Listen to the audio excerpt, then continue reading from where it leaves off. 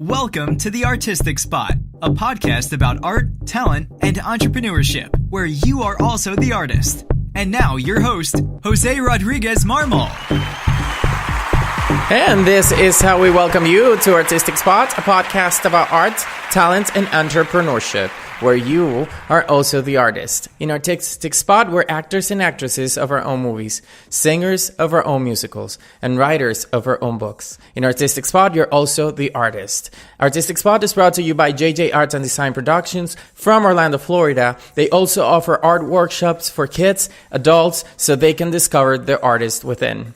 Orlando Fine Arts Academy is now enrolling for its Summer Camp 2019 for kids, and along with MTI Theater International Productions, they're bringing the 2019 production of The Lion King Jr. musical and Frozen Jr. this summer.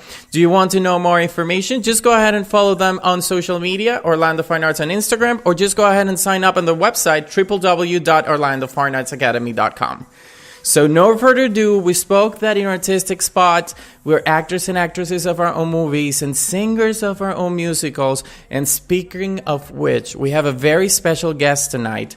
He's joining us live from Davenport, Florida. Today we have a very special guest, Preston Ellis, who is an actor, he's a singer. So we are going to talk to you guys, our audience, a little bit about his career and about Preston as a person. So this is how we welcome Preston. Thank you, Preston, for accepting our invitation to Artistic Spot. Of course. Thanks for introducing me. Quite an intro there, buddy. I appreciate it. So I'm going to give you a round of applause because we appreciate you being part of our story. I certainly love praise. I won't turn it away. So, Preston, now talk to us a little bit about who you are. Who I am? Okay, we're not going to start with a career. Just me as a person. I am a Scorpio. I am from New Orleans, Louisiana. I spent 4 years at Elon University, 9 years in New York City before moving down here with my wife. But pretty much, I'm a people pleaser, easygoing. Not a lot really bothers me. I'm a very passionate person. Obviously, to be in this industry, you have to be. You also have to be a very sensitive person. So those two things constantly clash within me. But pretty much, I'm just somebody who wants to enjoy life. My dad always told me as a kid, do what makes you happy, and I've pretty much abided by that my entire life. And as you can see, that's what I'm doing right now. I told Jose right now. Obviously, I'm in the midst of several different projects, which is both very exciting and very stressful. But that's the way that my wife and I like to lead our lives. We like to keep it exciting. We like to keep it fresh. We like it to be unpredictable. And that's what makes life really interesting and really fun. And like I mentioned, also very stressful.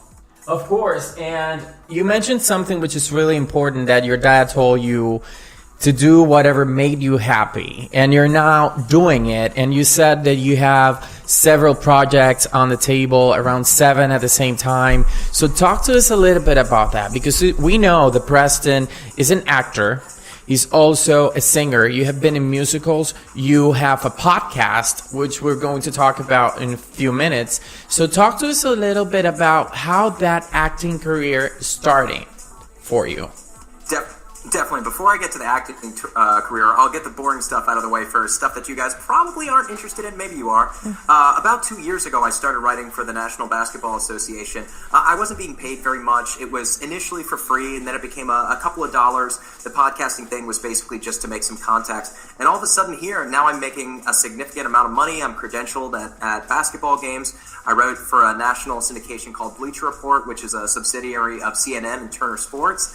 And it's just one of those things that, regardless of what it is, if you put in the time and you really exercise your investment into whatever that said product is, you can make a living out of pretty much anything. So that's what I do on the side, and that's inevitably, the regular person job. Whenever the arts stuff falls away and you really need something concrete to grasp a hold of, that's one of the most important things that I tell to anybody is you have to have a secondary skill. And that's something they don't preach enough in college. You have to have a secondary skill because things are going to be good sometimes and things are going to be bad. Things were bad for me for about 6 months or so, and now, as you just mentioned, they're fantastic. Contracted at Disney as a full-time performer. I'm working at Theater West End. I just closed one show. I'm putting up 2 more shows there. I'm constantly doing voiceovers. I had 2 callbacks for Orlando Shakes, hoping one of those lands.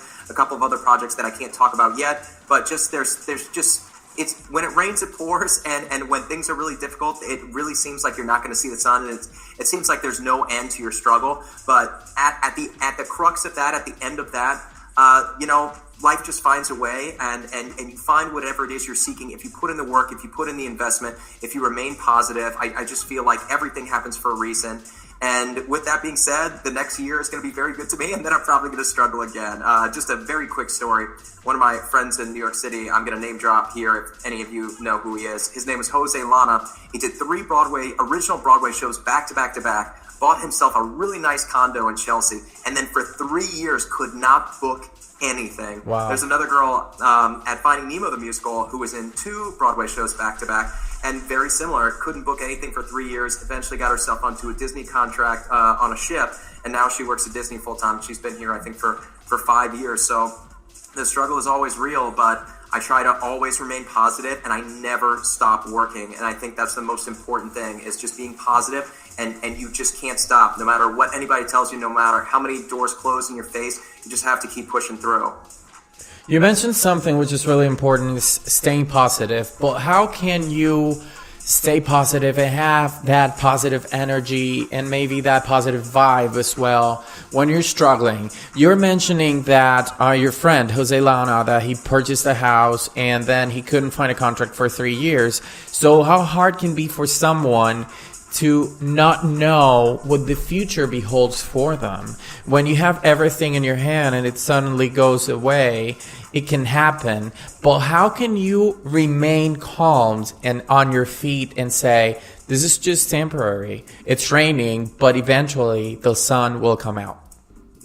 Yeah, I think that's something that I mentioned earlier about, you build up your home, you make it look pretty, but inevitably a hurricane's going to hit, your house is going to erode over time. So it's important that you get out of your house, that you make those social connections with people, that you really establish a sense of self-worth outside of that house. And that's what theater is for us. It's our house, and we build it from the ground up, and we take a lot of pride in it. But our house is not our entire life. We have to build ourselves a life outside of that house. And so you go out and you meet friends. In this instance, I'm talking about, basketball. I work out. I go to movies. I make sure that I vacation and spend time with those people that I care about. Because the more confident you are outside of your industry, outside of theater, you're going to walk into there with that sense of self, with that sense of purpose, that everything in your life doesn't ride on this one audition, that it doesn't necessarily matter. And obviously, there's always going to be pressure because it matters. It means something. If it didn't mean anything, it wouldn't bother you. You could just walk right in and out. But because it is important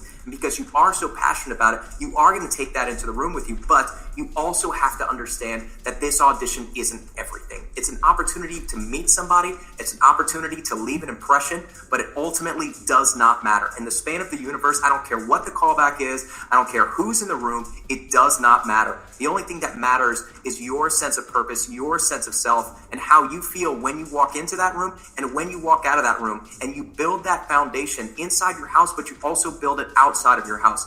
You build it on your relationships, you build it from class, you build it from studying, you build it from alternate forms of employment, whether you're a cater waiter, a personal trainer, a bank accountant, or an NBA writer, whatever it is you do, you have to find your sense of confidence in other places because you inevitably are going to experience a drought. Everybody does. The drought could be 6 months. The drought could be 3 years. You don't know. You might even walk away from the industry that you love because it's not working out for you and then might come back to it later. Lots of people do it and lots of people experience success that way, but you can't lose your sense of self. And you can't just leave that into theater, into the arts. You have to find that outside of it as well so that you're really a fully formed adult and a fully formed person capable of experiencing love within your industry and outside of it.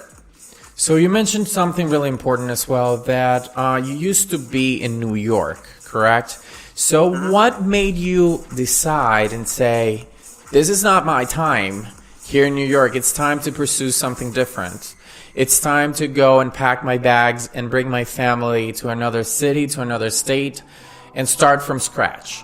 How and why you made that decision, which is, for some people, it can be scary, and stepping out maybe of your comfort zone, and after living somewhere for such a long period of time, and one day saying, hey, this is not working for me anymore, as you were explaining, correct? Because the drought maybe could have been for a few months or years, as you mentioned. But how was it for you to make that decision and say, okay, it's my time to move forward and to step out of New York, and then I chose Orlando as my home? I mean, it was pretty easy for me for two critical reasons. The lesser of them was I just didn't really care for the city. It's a very stressful environment. You don't really have a whole lot of comfort there. It's a difficult way of life. However, it is the most exciting place to be in the world. If you want excitement, New York is the place for you. But the most important reason that I really wanted to leave New York, and this is the overriding factor in all of it, is in New York, you get paid to leave. You get paid to travel. You get paid to go everywhere except where your home is, where your family is, where your loved ones are, where your friends are. Your friends are constantly changing. Your lovers are constantly changing. Your life is constantly changing.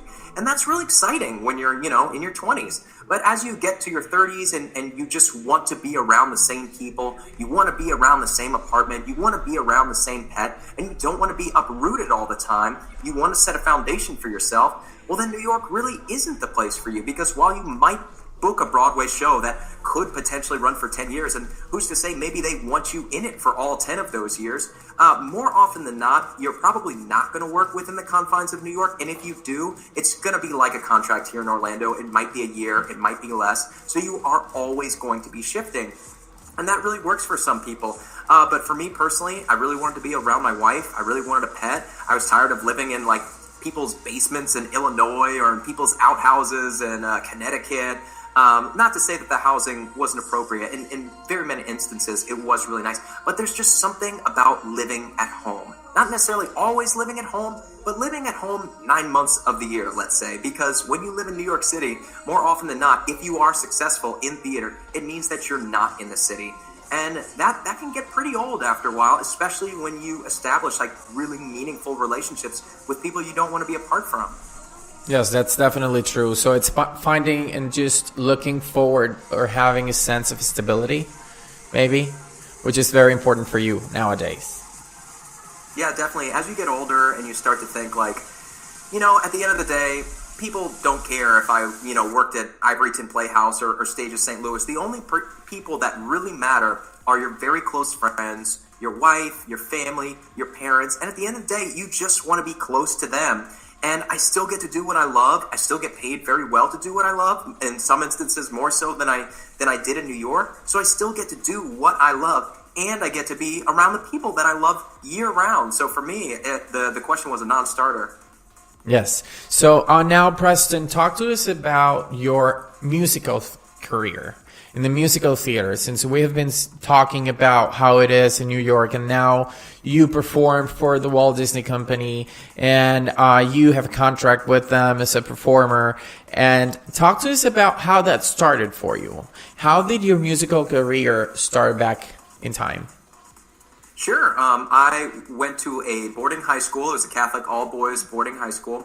And, we had study halls and that sort of thing. And I was in my rebellious phase. So going to do the local play meant that I could, number one, talk to girls, and number two, I could smoke cigarettes. And those two things were very important to me at the time. And it led me to the University of Southern Mississippi, where I attended these state competitions. And I ended up winning some kind of award for, standout actor or whatever it was. And I won it in back-to-back years. So I thought, maybe this is something worth considering. I wanted to go to college for communications. And so one school with a good communications program that I visited was Elon University in North Carolina. And I thought, what the hell, I'll go in for the music theater program too. Got accepted. The girl who was introducing me to the program just really won me over. She just really sold the program really well. And I didn't do well in the program. I worked really, really hard, but I never got any parts. I never got to wear a microphone, as you say, and say lines or sing a song. So I felt really down about myself, but I showed up every day working hard. I told myself I'm going to work harder than everybody, and it's going to pay off for me in the long run. And it did. I got my equity card probably 2 months out of college. I've probably done, probably 75 musicals, developmental labs, table readings, that sort of stuff in the past 15 years. I did the Grease Broadway tour with Taylor Hicks and Ace Young and some other people that you guys might not have heard of unless you're like super nerds like me. I did Hairspray on the Tony Awards. If you're in Orlando, you might have seen me do Bonnie and Clyde, Hairspray at the Encore Theater at Dr. Phillips. Just did